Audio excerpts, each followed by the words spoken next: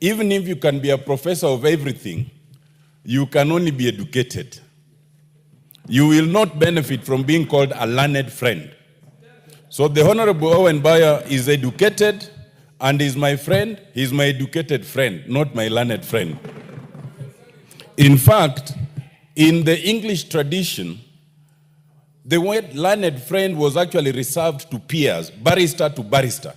When a barrister was referring to a solicitor, they would say, my friend, not even my learned friend. You must get the history of why lawyers are called learned, then you can start questioning it. But I do not have time to go into it. Suffice it to say, the Honorable Owen Baya, that you are my educated friend, and when we go for tea, I will explain at length why you cannot be my learned friend. Madam Speaker, very briefly, this bill transcends two committees and a caucus. This bill transcends the Justice Committee, it transcends the Roads Committee.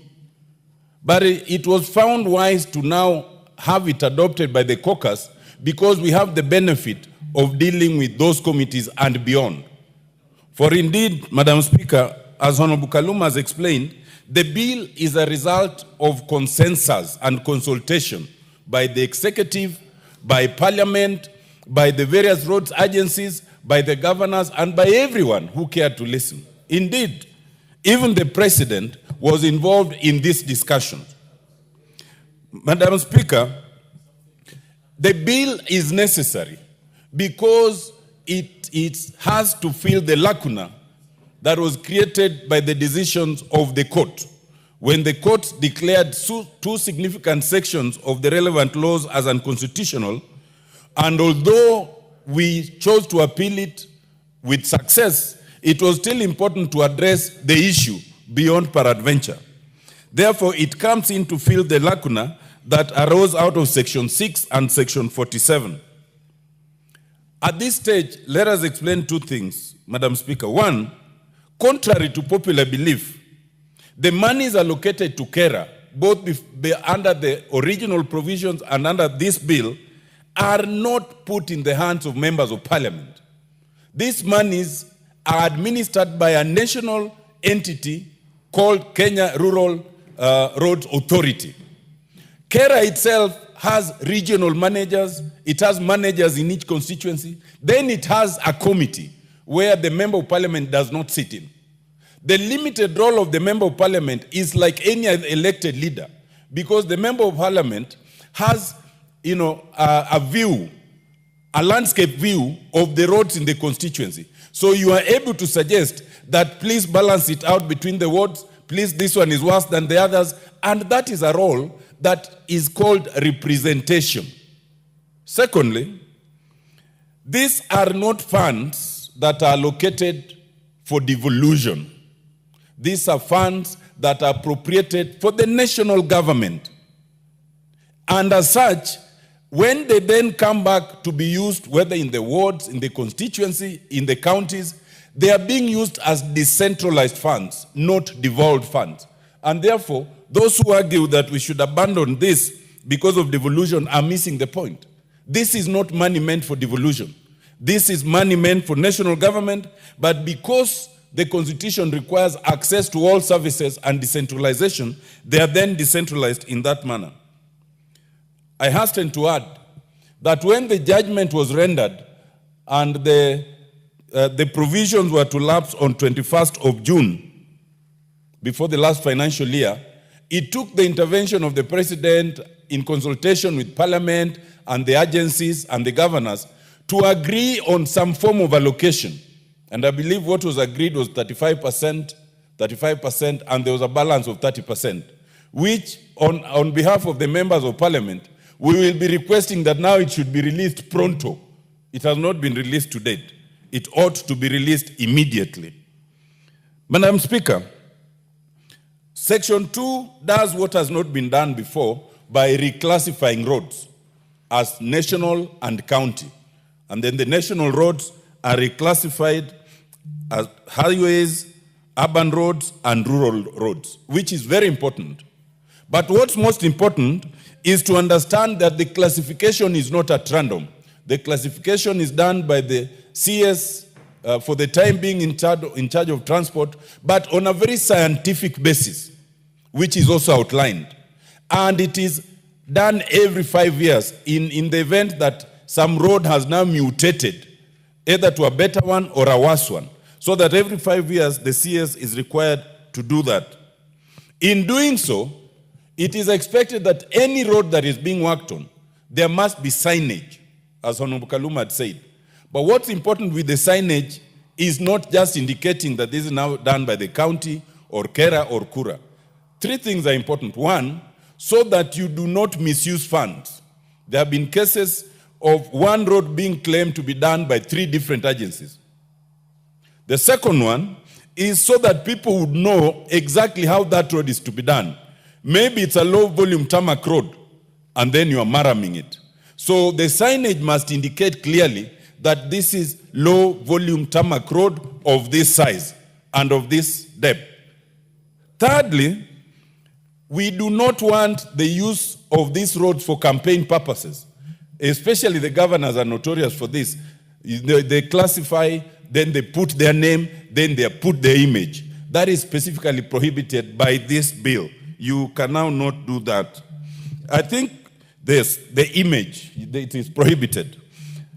I think anyone who wants to understand the essence and the crux of this amendment should go to page 790 in the amendment to section 6, and you will see how it is all done.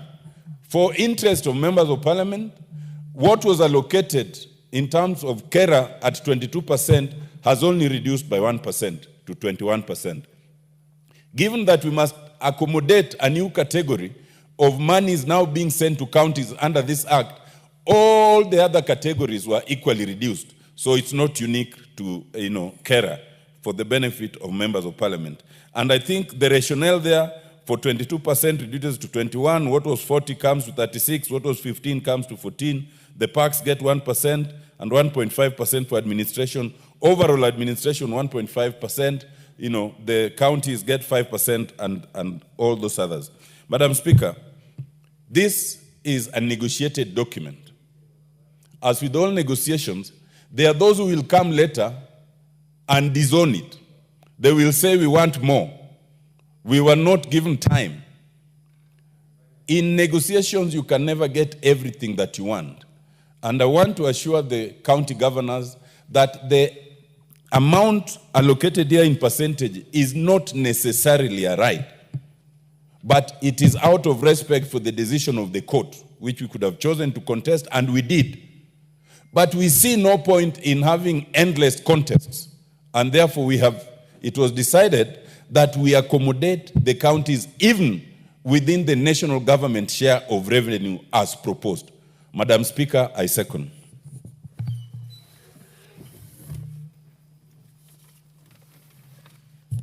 Honorable members, I now propose the question that the Kenya Roads Amendment number 3 Bill, National Assembly number 34 of 2025, be read a second time. Yes, Honorable TJ. Then I think I've seen KJ. You've pressed the intervention button. You can go next. Yeah. Those who want to contribute, please press the intervention button. Madam Speaker, I'm a member of the Committee on Roads and Infrastructure.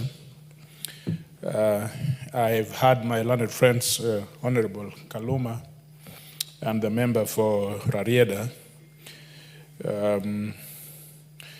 explain that this bill is a reflection of the caucus, of which I'm a member. I prefer to treat it like every other private member's bill. I say so because I want respect for committees. Matters under the standing order and under the Constitution that comprise roads are supposed to be dealt with that committee. But every other member is free to bring legislation. So if we create a precedence of some caucus taking mandate over issues in this House, we will confuse ourselves. But this is before us properly as any other member's private bill, and I will contribute to it. I want to thank Member for Homa Bay for bringing this amendment. This amendment will provide clarity in the maintenance and rehabilitation and development of roadwork in this country. It will give effect to the 4th schedule of the Constitution. In this bill, it is rather obvious that these roads are running through counties. And I think it is just by misadventure that the Roads Board Act or the Roads Act was fashioned in a way to exclude the counties. It is not rocket science that these roads are passing by counties. And so it is rather obvious that counties should be involved. And so when Mr. Justice Mugambi made that decision, he was right to have termed that to have been unconstitutional, and it overstepped the mandates of the counties.